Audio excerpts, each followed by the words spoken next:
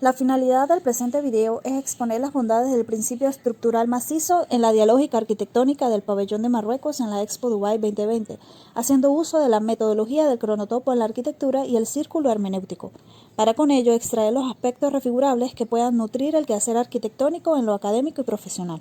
La obra objeto de estudio fue proyectada por la dupla de arquitectos Tariq Walalou y Lina Choi, quienes juntos encabezan el estudio C+C con sedes en París, Francia y Casablanca, Marruecos. Tariq es de origen marroquí, pero creció y se formó en Francia. Además de arquitecto, es ingeniero y artista historiador.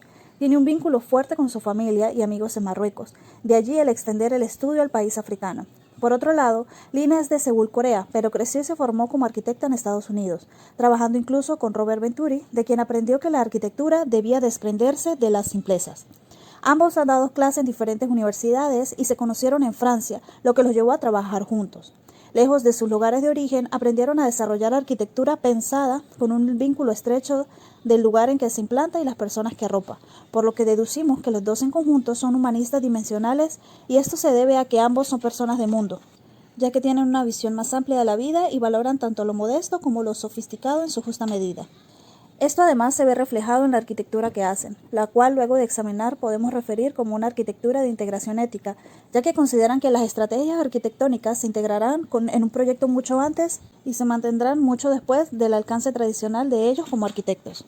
La composición internacional y multifacética del estudio le permite convertir proyectos que resuenan en diversas culturas, métodos y contextos, sobre todo porque se enfocan en la sustentabilidad innovadora, haciendo uso consciente de las bondades de la tecnología, pero con los recursos del lugar. La obra que analizamos es el pabellón de Marruecos, proyectado por ellos para representar a dicho país en la exposición Dubai 2020. Bajo el tema de Conectando Mentes, Creando el Futuro, el Emirato anfitrión dispuso de 430 hectáreas para la construcción del evento, en una zona media entre Dubái y Abu Dhabi, la cual fue diseñada de manera simétrica por el reconocido estudio HOK. El plan maestro se desarrolla en 3 ejes alrededor de una plazoleta central. Dichos ejes son áreas que contienen los pabellones nacional bajo cada subtema. En los vértices de las áreas dispuestas para cada subtema se construyeron los 3 pabellones principales, todos diseñados por firmas mundialmente conocidas. Los pabellones son los de movilidad, sostenibilidad y oportunidad. En el área de esta última se ubica el pabellón de Marruecos. Una vez finalizado el evento, el lugar pasará a llamarse Distrito 2020, en el cual permanecerán muchos de los edificios de la Expo, entre ellos el de Marruecos. El análisis del lugar de este caso es muy peculiar, ya que todo nace bajo un mismo concepto, pero aún así todo se moldea en lo multicultural, ya que cada pabellón expone desde sus edificios hasta sus eventos cuestiones relacionadas al nacionalismo, surgiendo una dinámica interesante, que en lo estético formal muestra un entorno de arquitectura ostentosa y vanguardista, donde predominan las formas orgánicas y las alturas medias de 18 metros, donde cada edificio pone especial atención al espacio de captación para atraer visitantes, los cuales confluyen en una dinámica social efímera, en la que se integran con fines de intercambio cultural, cosa que solo se ve en las dinámicas de urbes cosmopolitas. Pero en este caso, en un espacio planificado a detalle que se percibe como un parque temático al cual se llega fácilmente en metro.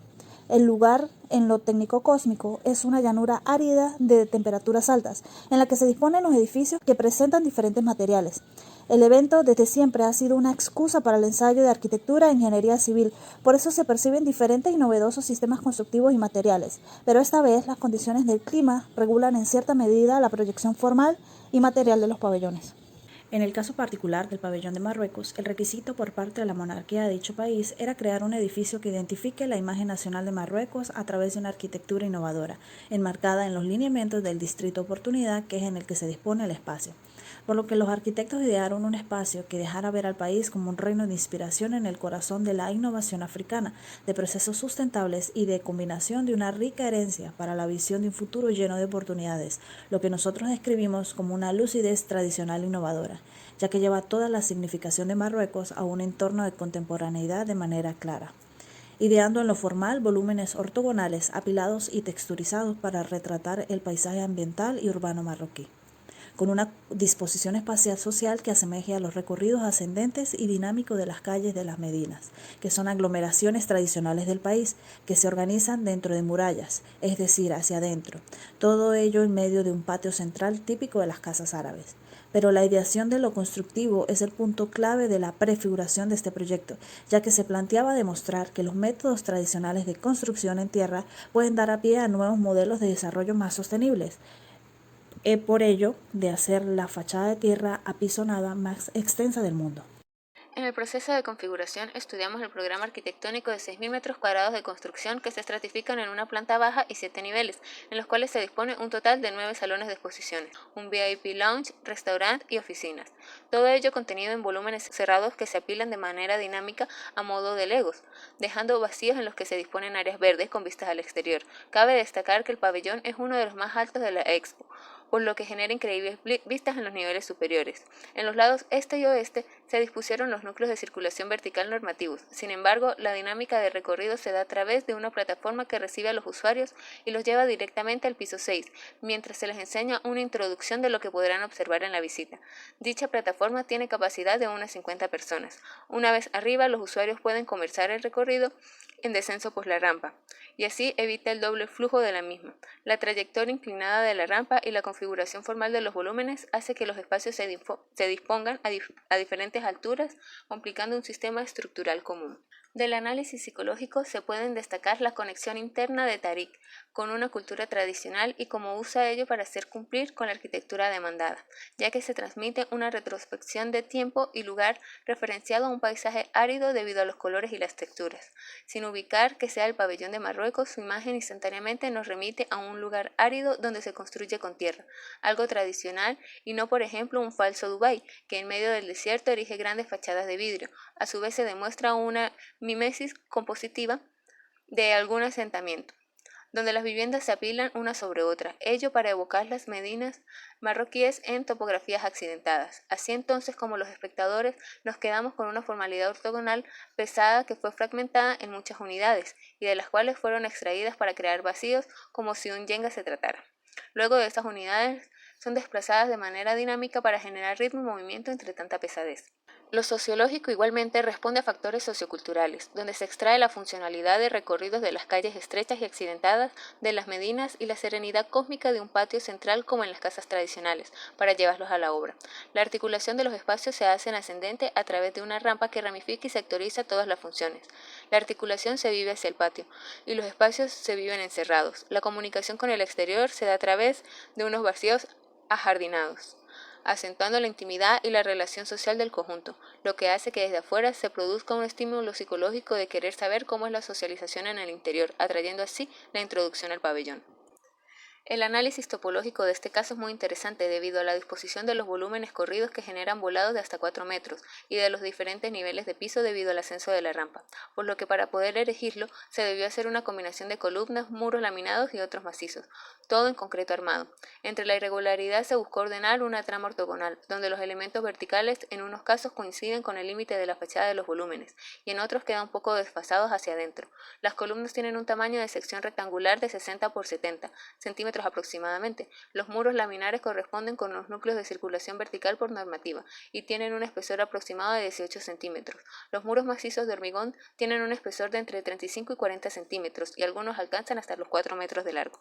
La razón del tamaño dantesco de estos muros se debe a que reciben grandes esfuerzos de empuje en la transmisión de las cargas de los amarres horizontales, debido a que dichos amarres reciben esfuerzos puntuales de otros elementos verticales que no llegan al piso, es decir, que se apoyan en estos amarres. A modo de contrafuerte, estos muros pasan a ser gruesos por dicha razón, ya que las luces no son tan grandes en realidad. En los volúmenes el claro máximo es de 7 metros. Lo realmente difícil fue calcular el espacio de captación, que tiene una luz de 12 metros.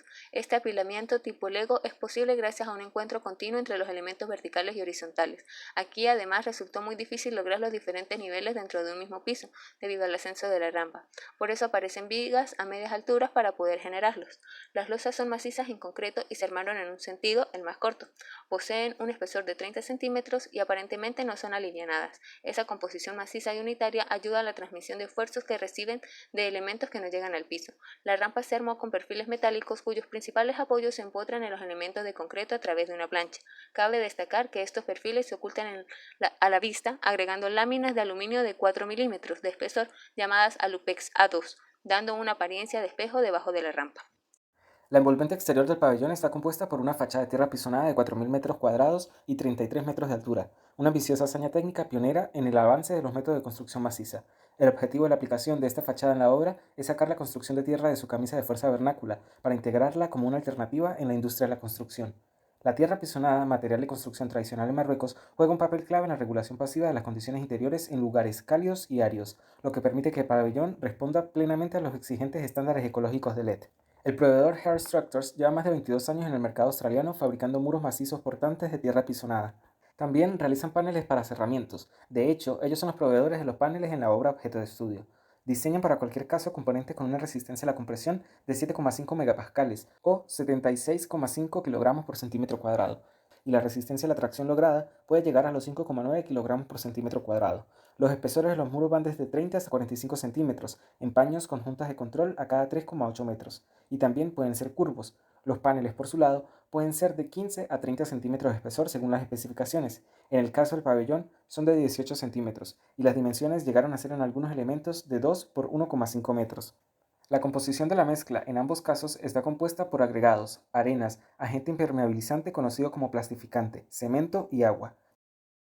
En cualquier caso, el procedimiento es sencillo. Comienza por lavar los encofrados de medidas determinadas con un agente líquido químico para asegurar la liberación del encofrado. Luego se vierte la mezcla en el interior, por capas de 22 centímetros que tras la compactación neumática o manual se rebaja a unos 15 centímetros. Se siguen vertiendo y apisonando las capas hasta terminar el encofrado. En los extremos superior e inferior se insertan los elementos que servirán de anclaje y fijación. A este punto cabe destacar que este sistema no admite ni en muros ni en paneles la colocación de barras verticales de acero, ya que comprometen la contracción propia de la mezcla. Estos elementos de anclaje que se mencionan no deben penetrar más de 15 centímetros en los muros y 10 centímetros en los paneles. Sin embargo, en los paneles de la obra, los anclajes se hicieron perpendicular a estos, uniéndolos a una lámina de concreto de 15 centímetros para mejorar y asegurar la colocación, transfiriéndole a este el anclaje y fijación. Recordemos que este edificio es de 8 niveles y se debe aumentar la seguridad hasta en los componentes de fachada. Cuando se trata de paneles prefabricados como estos, que deben ser movidos, anclados y fijados, a la mezcla se le adiciona una resina aguada con un catalizador de brillo bajo para que se dé una compactación mayor del panel y no se dañe ante movimientos bruscos. Así entonces rescatamos el lenguaje visual, aprendiendo que una composición sin ser figurativa nos puede dar una idea de la identidad que representa. En el caso del pabellón, el edificio, a pesar de su hermeticidad, es bastante expresivo, ya que desde el exterior nos narra cómo puede ser el desenvolvimiento interno y nos remonta a la arquitectura tradicional de paisajes áridos. La cuestión está en conceptuar con propiedad conociendo al cliente, lo que quiere expresar y sobre todo el lugar para adecuarse a él y servirse de él. También podemos rescatar la conexión de carácter atemporal, para disponer de espacios de encuentro social, tales como los patios tradicionales, ya que hoy día los edificios se erigen sin mucha calidad de encuentro social, sobre todo al interior, en donde solo se disponen las áreas que dan servicio a la tipología arquitectónica. Del mismo modo, aprender del cómo el movimiento en la disposición espacial puede enriquecer la experiencia de recorrido y la composición arquitectónica, sin que ello suponga dificultad proyectual o imposibilidad constructiva. La experimentación de disposición y articulación espacial nos brinda arquitectura de mucha calidad, como la del pabellón estudiado o, en analogía, el Museo Guggenheim de Frank Lloyd Wright. De lo más tipológico se puede refigurar las enseñanzas adquiridas del modelado in situ o prefabricado, ya que a través de los paneles de la obra y la exploración de lo que ofrece el fabricante de estos, se rescata el conocimiento de las técnicas del macizo de manera innovadora, sin que ello signifique que es para hacer arquitectura rudimentaria. Se ha tomado un proceso tan elemental de la historia del cobijo humano para adaptarlo a nuevas posibilidades, haciendo en consecuencia una mejor adecuación de la arquitectura respecto al lugar. Podemos observar cómo la tierra pisonada, dividida y fabricada en paneles modulares, reviste en la edificación a una escala monumental, que le ha valido al edificio buenos reconocimientos en medio de la apertura de la Expo, debido a ese compromiso de lo tradicional y del siguiente punto refigurable, que es la sustentabilidad, por la adaptación a las condiciones climáticas.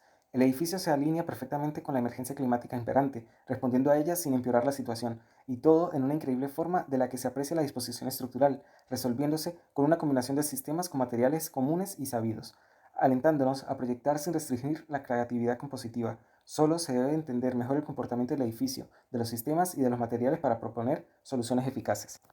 Para concluir, del estudio del proyecto también se entendió los aspectos relacionados a la economía circular, que está inspirada en mecanismos naturales que funcionan en un proceso continuo de producción, reabsorción, reciclaje, autogestión y regulación natural, donde los residuos son el insumo para la producción de nuevos productos. Ser más eficaces en el uso de los recursos es un camino hacia el crecimiento económico sostenible. Esto se traduce en una menor demanda de recursos y energías, así como en una menor generación de residuos. En general, los sistemas de tierra aseguran la optimización de los recursos naturales con una baja carga tecnológica al estar perfectamente adaptados a la realidad climática. Como punto adicional y para cerrar, siguiendo esta línea de sostenibilidad y economía, después de la conclusión de la Expo 2020, el pabellón se convertirá en un complejo de viviendas con las instalaciones existentes, adaptadas cuidadosamente en departamentos, una piscina de 80 metros cuadrados, un gimnasio y un salón compartido.